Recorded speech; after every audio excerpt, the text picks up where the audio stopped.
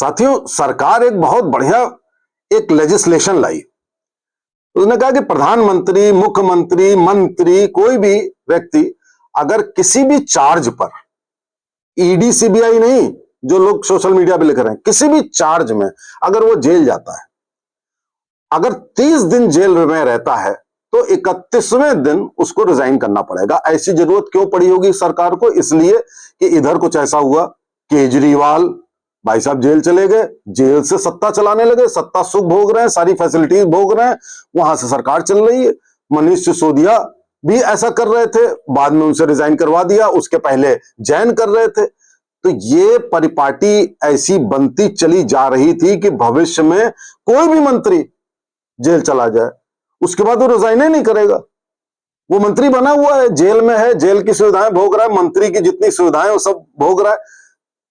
साथियों, जब संविधान बना था तो संविधान निर्माताओं ने ये नहीं सोचा होगा कि भैया मंत्री मुख्यमंत्री बनने के बाद भी तुम अपराध करोगे। अब तो भैया अपराध कोई भी जना कर देता है।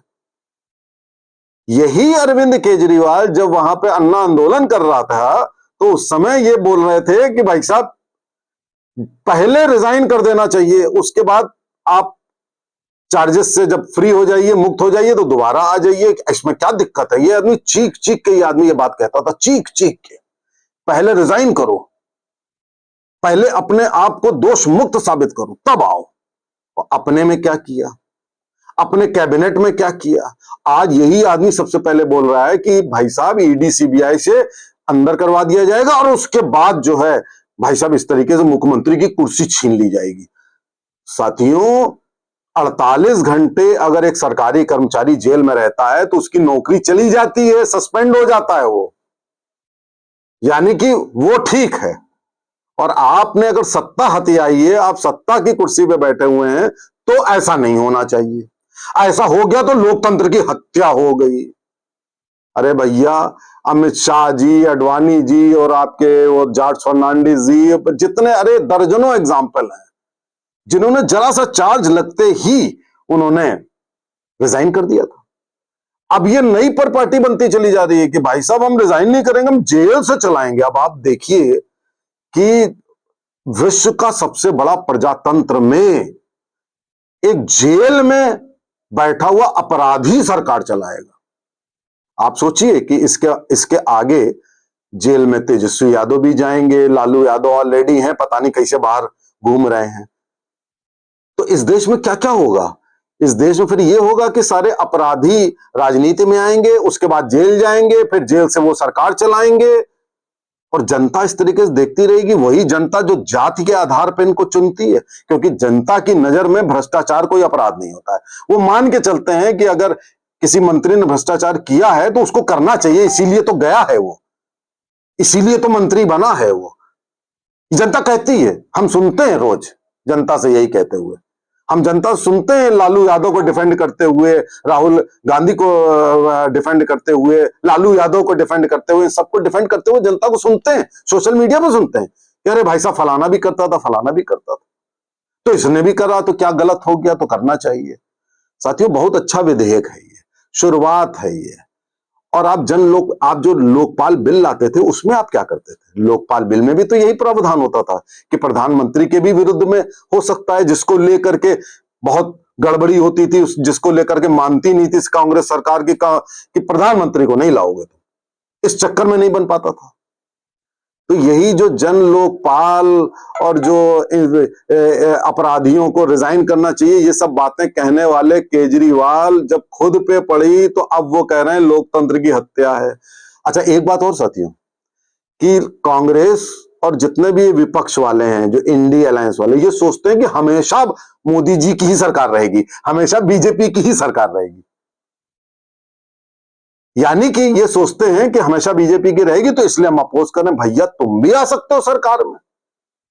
तो मोदी जी को या अमित शाह जी को जो ये ला रहे हैं लेजिस्लेशन, उनको डरना चाहिए कि तुम अगर आ गए तो तुम हमको अंदर कर दोगे, फिर तुम हमको ऐसा कर दो, हमारे विरुद्ध, हमारे मंत्रियों के विरुद्ध ऐसा कर दोगे। तो ऐसा इन लोगों को भी तो सोचना चाहिए। और जो ये कांग्रेस और ये केजरीवाल टाइप के लोग हैं, इनको सोचना चाहिए कि भैया तुम भी तो आ सकते हो। यानी कि राहुल गांधी ने हार मान ली है कि वो कभी भी नहीं आएंगे सत्ता में, इसीलिए आप विरोध कर रहे हो।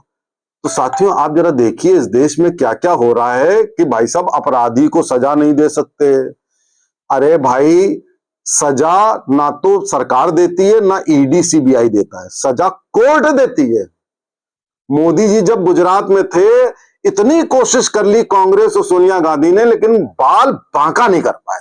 मोदी जी का बाल बांका नहीं कर पाए। 12-12 घंटे इन्होंने क्या कहते हैं पूछताछ करी है, लेकिन कुछ नहीं कर पाए। तो आप भैया, आपने कुछ गड़बड़ी नहीं करी होगी तो भैया आपको, मोदी को तो एक दिन भी जेल में नहीं भेज पाए। अमित शाह को भेजा, अमित शाह को आपने बहुत ही फ्रॉड करके भेजा, बाद में जब उनका केस ट्रांसफर हुआ बिल्कुल बरी हो गए वो। तो ऐसा तो है नहीं, और अमित शाह ने रिजाइन भी कर दिया था पहले। तो अब आप बताइए कि वो लोग अगर ला रहे हैं तो वो, ये उनकी ईमानदारी है, देश हित है कि वो ला रहे हैं, हमेशा तो रहेंगे नहीं, कभी आप भी आ सकते हैं, आप भी कर लीजिएगा। आपने किया ही, आप कुछ नहीं कर पाए। अगर आपने फ्रॉड नहीं किया होगा, अगर आपने रिश्वत नहीं ली होगी, आपने कोई गड़बड़ी नहीं की होगी, तो कोर्ट आपको क्यों जेल भेजेगा? कोर्ट भेज ही नहीं पाएगा। लाख ईडी सीबीआई लगा लो, लाख सरकारी तंत्र लग जाए, कुछ कर ही नहीं पाओगे। तो ये सोचना कि लोकतंत्र की हत्या हो जाएगी, यानी कि तुमने जुडिशरी को भी कटघरे में ला दिया। जुडिशरी का मिसयूज तो आप करते थे, और आप इतना मिसयूज करते थे, आप इतना मिसयूज करते थे कि आपके ही वो, जिनके थ्रू आप मिसयूज करते थे, अब आपके वाइस प्रेसिडेंट कैंडिडेट बन जाते हैं, आपके तरह तरह के चुनाव लड़ लेते हैं, चीफ इलेक्शन कमिश्नर और ये सब जो भी है आपके। तो आपके तो बंदे भैया, पहले सब कुछ आपके ही थ्रू, आप उन्हीं के थ्रू सब कुछ करवाते थे आप, तब भी आप कुछ नहीं कर पाए, ना मोदी का ना बीजेपी के किसी व्यक्ति का, आप किसी का कुछ नहीं बिगाड़ पाए। तो आप अगर सच्चे होगे तो आपका हम नहीं बिगाड़ पाएंगे भैया। लेकिन यह नहीं हो सकता कि तुम भ्रष्टाचार करो, तुम घूस लो, तुम शराब में फ्रॉड करो और उसके बाद तुम्हें जेल भी ना हो। यह कैसे हो सकता है? लालू यादव पूरा चारा खा जाए, हजारों लाखों एकड़ जमीन हथिया ले लोगों की, सब कुछ कर ले, बैठा हुआ है वहां पे, पूरे बिहार को जंगल राज बना दिया, और जंगल राज ही नहीं बनाया, अपने को उसने सत्ता सुख इतना भोग लिया। अब वो चाहता है, जबकि उसकी कंप्लेंट कांग्रेस ने लिखी थी, लेकिन वो चाहते हैं कि नहीं, हमको सजा नहीं होनी चाहिए, पूरी दुनिया को हो, हमको ना हो। ये नहीं चलेगा। तो साथियों, ये इस बात को समझिए आप, तभी आप लोगों को समझा पाएंगे कि ये लेजिस्लेशन क्यों लाया जा रहा है। और ये लेजिस्लेशन ऐसा नहीं है कि 500 साल तक बीजेपी की सरकार रहेगी और दूसरों को परेशान करेगी। भैया, तुम अभी आ जाते, हमारी 240 हो गई थी, अभी हमने कह दिया तो तुम ही बना लो, तो तुम फिर बन सकते हो 5-10 साल के बाद, तुम्हें जो करना हो कर लेना तब, अगर ऐसी बात है। अभी तो देश हित में आने दो ना जो चीज हो रही है। तो साथियों, ये विपक्ष जो है, ये एक जहर के समान है, इस देश में जहर का काम कर रहा है। ये चाहता है कि भ्रष्टाचार और जितना माफियागिरी है पूरे देश में फैली रहे, और जनता को, भोली भाली जनता को उसी तरीके से चूसते रहें, और देश में हम मजे लूटते रहें। ये नहीं चलेगा साथियों, इसको समझिए। नमस्ते, जय हिंद, जय भारत।